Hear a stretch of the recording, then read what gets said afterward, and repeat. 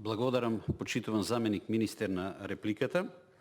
Јас само би сакал да напомнам неколку работи. Значи, факт е дека цената оваа година е пониска. И не постои тука ниту еден пратеник кој што може да го демантира тоа. Тоа е прво и основно.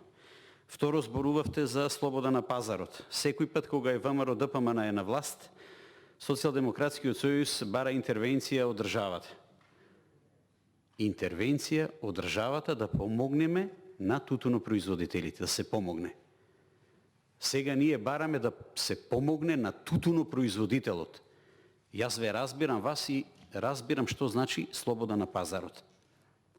Меѓутоа, секој пат кога е ВМРО ДПМН е на власт, тогашната и идна опозиција, знам дека ќе бара интервенција од страна на државата. И тоа е факт. Проблемите со откупот на тутунот оваа година најдобро ги искажа тутунопроизводителите. Нема тука политика. Спомнавте повереници.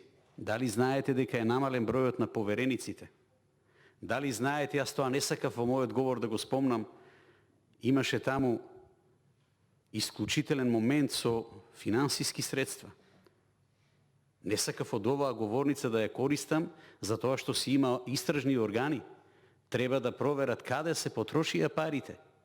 Зошто е секој пат 0,35, а не 0,30? Оние средства што се издвојуваат се работи за фантастична сума на пари. Ако е намален бројот на поверениците, зошто е намален бројот на поверениците? Ова што го спомнавте вие во делот на пререгистрацијата, ја мислам дека на суд се веќе, на управен суд, и таму ќе се побара правдата. Исто си имате обратено и до премиерот Зоран Заев.